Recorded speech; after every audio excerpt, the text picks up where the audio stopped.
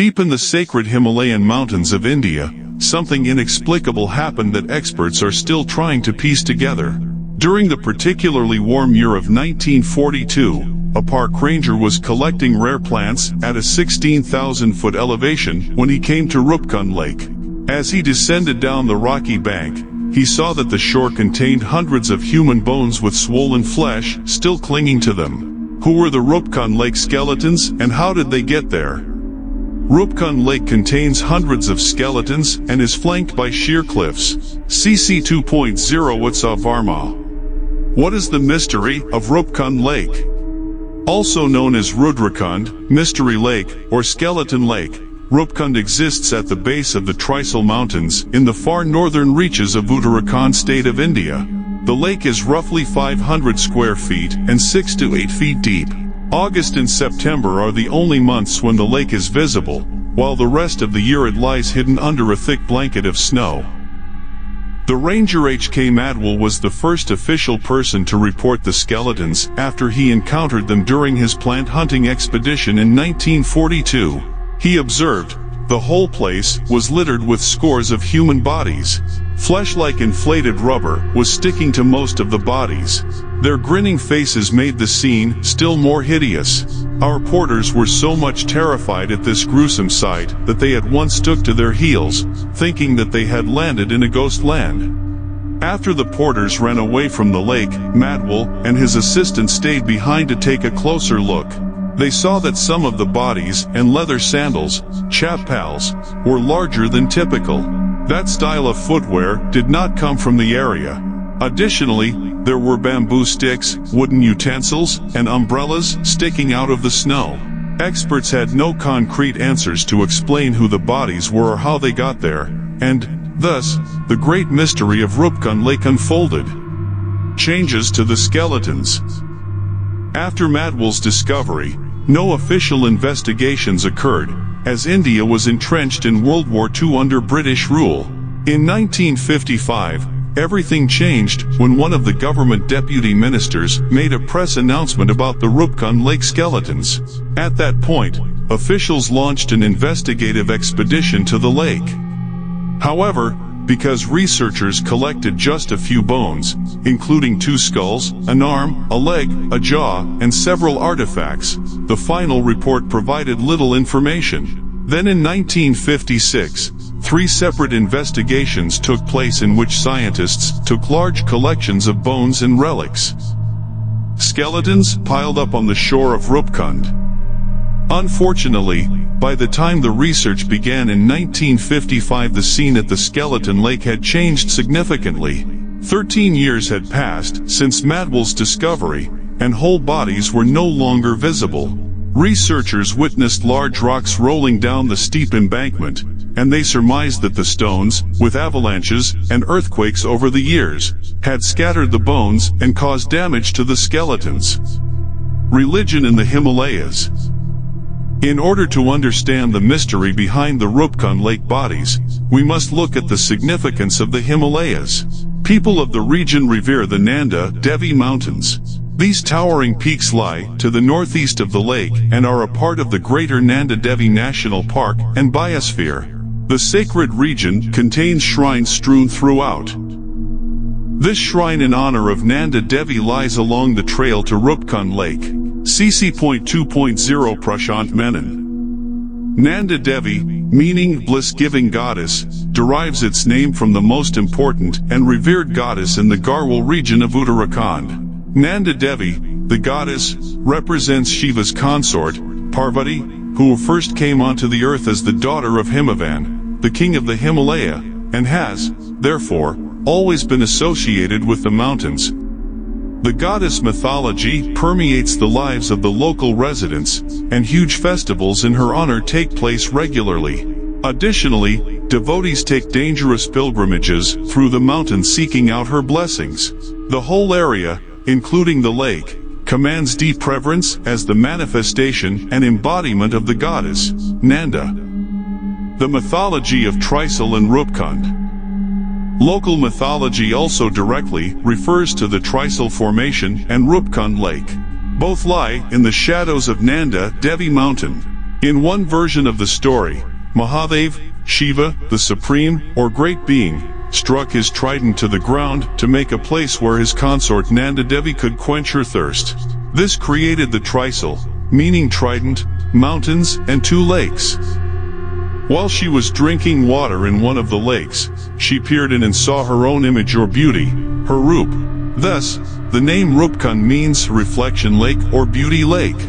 Another version of the story says that it wasn't Shiva but Nanda Devi who struck the trident. Carter 1977. Notice the tridents in the photo of the shrine above. Does a local myth explain the skeletons? Nanda is a goddess with many faces and moods, at times expressing wrath, jealousy, or insecurity. According to stories the locals tell and sing about today, it was, in fact, her mercurial nature that resulted in the skeletons in the lake.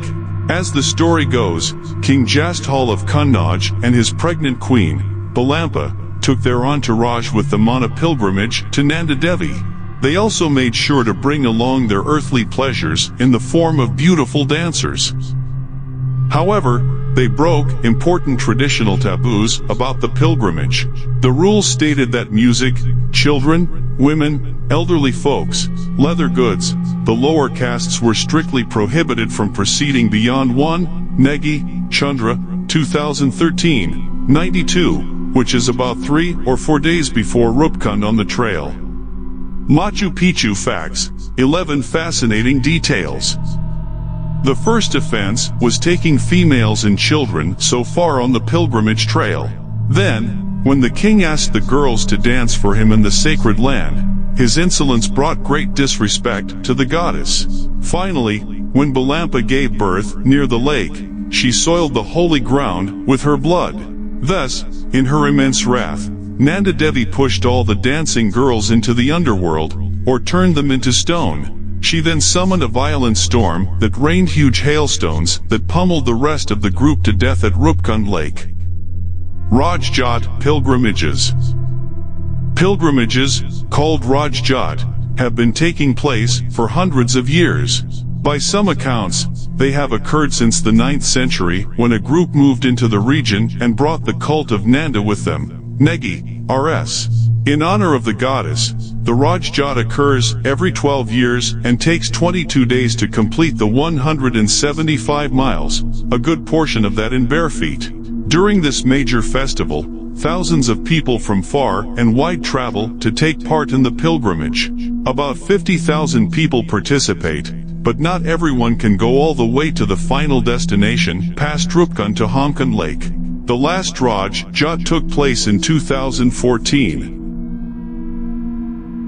Thousands of pilgrims participate in the holy trek to Roopkund in honor Nanda Devi. Image, UTDB. Roopkund Lake is the dwelling place of the gods in the Trisal Mountains. The symbolism of the trek reflects Nanda Devi's trip to her home, and each person on the pilgrimage is escorting and helping her get there. But first, the trail winds along the steep upper edge of the skeleton lake on the Jura Gully, or Alley of Death.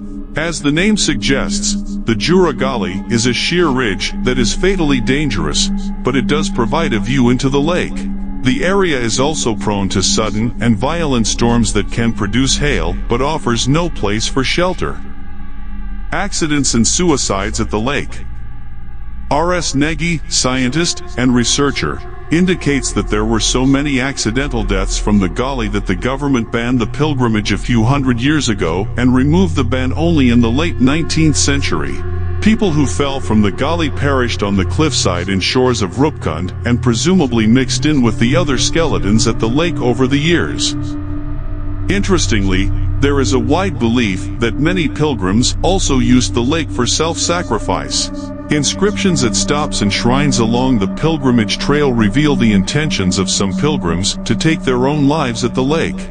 According to Negi, there were so many cases of Atmasarg, the government banned these suicides in 1931. Throughout time, especially during warmer years when the snow has melted off sufficiently, pilgrims have seen the skeletons at the lake. In fact, in 1925, after the Raj Jat, witnesses reported the bodies lying on its northeastern bank. Negi, RS. Studies of the skeletons. Initial studies suggested that there were two genetically distinct groups of people who died in a large event. The first group was taller and more robust with longer heads. The other group was of smaller stature, lighter frames, and rounder heads.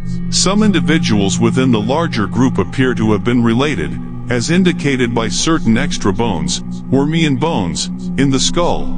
Researchers believe this to be a genetic condition that passes on about 50% of the time. Pant.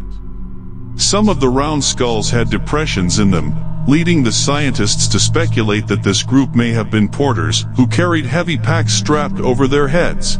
It appears that heavy round objects struck the heads of many individuals while they were still alive. This is evident in ante-mortem depression skull fractures near the front or top of the skulls, and for these people, this was likely the cause of death through bleeding, brain swelling, and/or hypothermia. However, not every individual showed head trauma. Depression skull fracture of Roopkund sample. Image, Alka Barthwal Pant. All studies contained skeletal remains that included men, women, and children of various ages.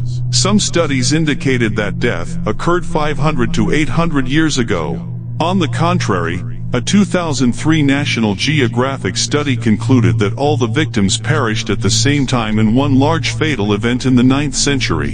Negi, RS. Where were the victims from? Although we still do not know exactly where the victims may have originated before they met their death at the lake, scientists have determined what their genetic ethnicities were.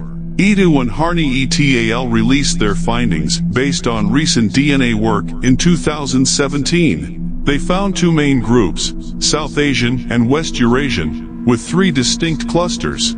Harney broke up the clusters into Roopkund A, B, and C. One individual A has South Asian ancestry from the Indian cline, but they do not belong to one specific population. This group dates to around 800 CE, although Harney notes that their deaths may not have occurred in one single event. B derives from Eastern Mediterranean ancestry, with similarities to Greeks and Levantine populations. This group dates to around 1800 CE. C consists of one individual of East Asian or Southeast Asian descent, also dating to around 1800 CE. Unlike previous findings that were based on the characteristics of skulls, the genetic research of Harney et al. Did not find any closely related individuals. Additionally, these results show that the skeletons were deposited in more than one event. What happened at Skeleton Lake? The greatest mysteries of Roopkund Lake are still unsolved. Speculation abounds about who the people may have been, what they were doing in the treacherous area, and how they died. The previously held theory is that a hailstorm inundated a group of pilgrims and killed them all in one disaster. However, the story is not quite that simple. As it turns out, the skeletons were ethnically and culturally diverse. They also died at different times, rather than in one catastrophic event. If the Rajjat began in the 9th century, this could correspond approximately with the deaths of Roopkund A group as described by Harney, above. The fact that there were men, women, and children tells us that they were probably not all pilgrims. However, it is uncertain when the ban against women and children on the trail started. Were the larger people refugees fleeing war or famine of another land, or immigrants from the steppes or Iran? How many of them were suicide victims who sacrificed themselves to the gods? Did a large hailstorm really kill King Jasthal and his entourage? In August of 2018, the Indian government banned all treks to Roopkund in an attempt to preserve the degrading meadows and save endangered species. Nonetheless, scientists continue their work to unlock the mysteries of the lake. Until then, this dangerous spot along the pilgrimage route remains an enigmatic paradox, with hundreds of skeletons still trapped under the ice of the majestic Nanda Devi Mountains. My opinion on what possibly may have happened. It is of my opinion that the Lake Roopkund and its body of skeletons, there is a very high possibility the goddess that was disrespected by the travelers in the area of Lake Roopkund. I am sure there was a paranormal presence, but not the goddess that was spoke of. Most likely it was an alien being that took residence near or in the mountain named Everest. When the park ranger found the lake in 1842 with all the bodies of skeletons around the lake, it served as a perfect dumping ground for some aliens' leftovers that were not eaten. Recently, history has told us 50% of the human race has found out either by written newspapers, YouTube, Facebook, and Twitter. The process of disclosure has been ongoing for about 2 years now. But, most people see it as fake news and go about their day without thinking once about it.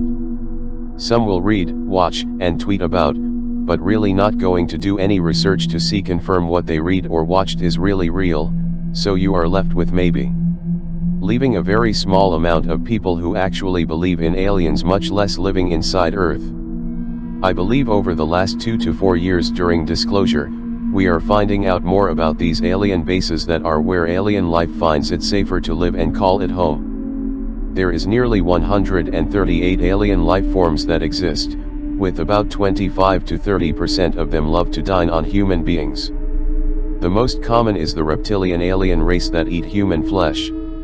There are different types of greys that do not eat humans, but bathe in human body fluids, by absorbing it through the skin. That sounds gross, and the last reptilian alien caught in a national park near Area 51, was eating a human head when a troop of Boy Scouts hiking came upon him munching out.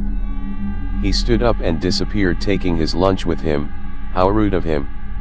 Since there has been no real explanation to how the skeletons got to Lake Roopkund and Mount Everest is in throwing distance, it could be the answer to solve the mystery of Lake Roopkund. Plus, knowing there is a large population of different types of alien life forms living inside Mount Everest with many tunnels leading deep under the Earth's crust and has been there for thousands of years.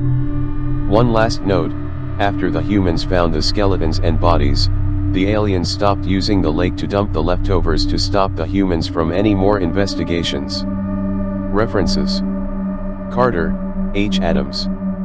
The Goddess Nanda and Place Names of the Nanda Devi Region 1977. The American Alpine Journal and Accidents in North American Climbing. Harney, Etienne. Ancient DNA from the skeletons of Roopkund Lake reveals migrants of Mediterranean origin in South Asia. Brown University blogs. Neki, R.S. Roopkund Human Remains, a mystery yet unresolved. Inca. Neki, Chandra. In the Garb of Nanda Devi Rajjat, a cultural treatise of Western Himalaya. 2013. Pant, Ulka Barthwal. Roopkund Mystery Pathology reveals head injury behind the casualties. 2018 academyia.edu. YouTube references. 1 Ancient Inner Earth Civilizations. 2 The Most Hidden Underground Cities. 3 Hollow Earth vs Honeycomb Inner Earth Civilizations.